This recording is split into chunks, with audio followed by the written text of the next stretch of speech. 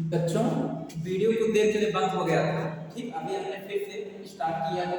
यही क्वेश्चन देखिए, हम शॉर्ट ट्रिक से आपको बताते हैं। इफ यदि एबीसी समांतर श्रेणी में हो तो तब हम इस क्वेश्चन को कैसे सॉल्व करेंगे। देखिए, तो फार्मूला है, तो सिंपल सी बात है, सिंपल फार्मूला है। देखिए, फार्मूला फार्मूला बच्चों, फार्मूला है बच्चों 3d²। बस यही आप कर देंगे, आपका आंसर आ जाएगा। इतना सिंपल सा। देखिए कैसे बात करेंगे, ध्यान देना। डी फॉर क्या होता है, मैं लिख देता हूं। डी फॉर होता है बच्चों डिफरेंस। क्या होता है? डिफरेंस रहता है। आप देखते हैं, ध्यान देखिए। तो एक चीज का ध्यान देना है, ए बी सी आपका समांतर श्रेणी में यानी अरिथमेटिक प्रोग्रेशन में होना चाहिए, तभी यह फार्मूला अप्लाई करेंगे, नहीं तो नहीं करेंगे। देखिए 996 996 997, इन दोनों के बीच का देखिए डिफरेंस कितने का, एक का 1 का। इन दोनों के बीच का डिफरेंस कितना का है, 1 का।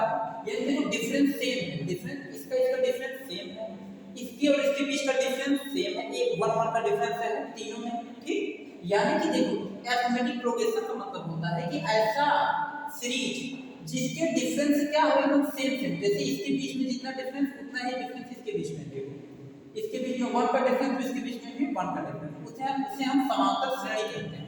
ठीक, तो यदि आपको ये वैल्यू समांतर श्रेणी में दिया गया हो तब हम ये फार्मूला अप्लाई करेंगे। ठीक, अब देखिए क्या लगाएंगे, ध्यान देखिए।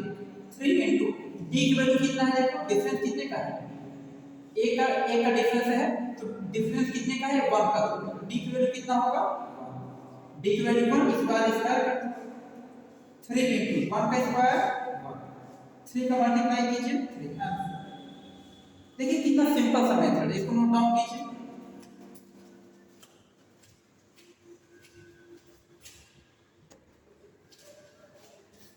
अब देखो बच्चों, क्वेश्चन नंबर 2 पे जरा ध्यान देखिए। if a is equal to 994, b is equal to 996, c is equal to 998, ठीक ना। तो आपने क्वेश्चन किया है a square plus b square plus c square minus ab minus bc minus ca की वैल्यू फाइंड कीजिए कि कितना है। तो देखिए आप कैसे फाइंड करेंगे, फार्मूला लगाएंगे। तो आप मैंने सॉल्व भी किया, यहाँ पे कैसे सॉल्व करना है देखिए। इन दोनों के बीच का डिफरेंस कितना है, क्वेश्चन में हम यहाँ लिख देते हैं 994, ठीक, 996 है, 998 मैंने लिख दिया।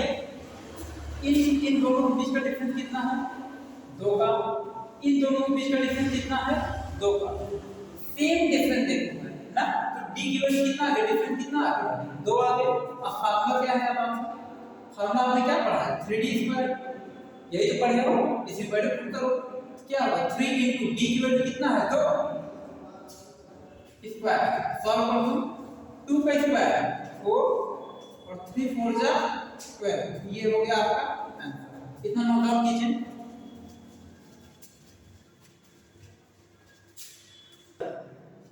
ठीक है, तो बच्चों देखो क्वेश्चन नंबर आपको अगला क्वेश्चन बता रहा है, ठीक है, ध्यान देखिए, यहीं पे हम चेंज कर देते हैं। ठीक, इसके बाद एक क्वेश्चन देंगे, आप सब उसको सॉल्व करेंगे, ठीक है, ध्यान से देखिए।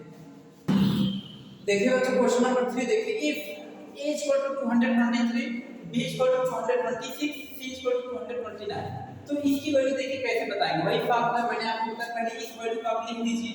ठीक, यहाँ पे ऐसे 223 226 229 डिफरेंस चेक कीजिए। देखिए इन दोनों के बीच का कितने का डिफरेंस है, 3 का। इसके बीच कितने का डिफरेंस है, 3 का। देखिए डिफरेंस सेम है, तो ये किस में है, ये अरिथमेटिक प्रोग्रेशन में है, यानी समांतर श्रेणी में है। तो जब समांतर श्रेणी में है तो फार्मूला क्या लगाएंगे हम लोग, डी की वैल्यू कितना आ गया, देखो 3 हो गया। फार्मूला अप्लाई करें तो क्या होगा बच्चों, आपका फार्मूला होगा आपका 3d²। बस इसमें लगा दो 3 इनटू डी की वैल्यू कितना है, 3 स्क्वायर करते हो, बस सिंपल सी वैल्यू है 3 इनटू 3 का स्क्वायर कितना होगा 9, तो वैल्यू कितना है 3 ना 27 आंसर।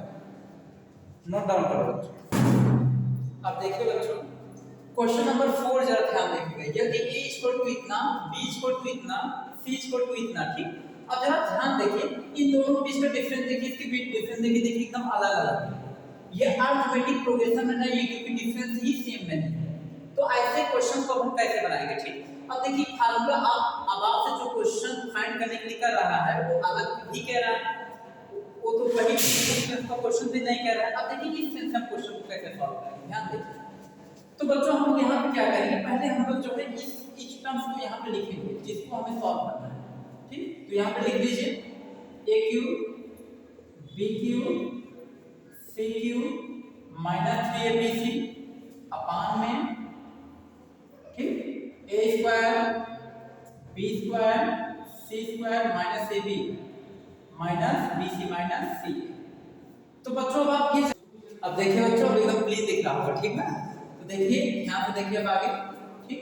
देखिए बच्चों इसका फार्मूला क्या होता है, इसका formula a cube plus b cube plus c cube minus 3abc का फार्मूला तो क्या पढ़े हम लोगों ने पढ़ा बच्चों, ब्रैकेट में a plus b plus c, next bracket में a square plus b square plus c square minus ab minus bc minus c, यही हम लोगों ने पढ़ा है, लिख दिए। अपान लगा दो बच्चों। अब देखिए इसको हम नीचे ऐसे नोट डाउन कर देते हैं, a square plus b square plus c square minus ab minus bc minus c, इतना हो गया। अब देखिए सेम टर्म्स दिख रहा है ना, तो हम क्या करेंगे इस टर्म्स को इससे ऐसे काट देंगे, क्या बचा यही बचा, इसको लिखते हैं a plus b plus c, ठीक। अब आपको क्या करना ध्यान देखिए, इसमें जो है a की वैल्यू कितना है, a की वैल्यू 400, यहाँ देखो 400, यहाँ प्लस है आप यहाँ प्लस लगाएंगे, b की वैल्यू कितना है 200, यहाँ प्लस है तो आप प्लस लगाएंगे, क्लियर। c की वैल्यू कितना है देखिए माइनस 601 लिख देंगे। अब इसको सॉल्व कर लीजिए, कितना होगा देखिए 400 200 होगा 600, यही ना, प्लस माइनस माइनस 601, तो 601 से आप 600 को लेस कर दीजिए, कितना आएगा बच्चों अब आपका, तो आ जाएगा -1, ये हो गया आपका आंसर। देखिए बच्चों ये क्वेश्चन नंबर 5 आप ध्यान से देख लीजिए, ठीक। इस क्वेश्चन नंबर 5 को हम आपको होमवर्क देते हैं, ठीक। इस होमवर्क को आप जैसे मैंने मेथड बताया उसी मेथड से आपको सॉल्व करना है, सॉल्व करके आप कमेंट बॉक्स में रिप्लाई दीजिएगा आपको कितना समझ में आया, ठीक ना। आगे क्लास आपको नेक्स्ट प्रोवाइड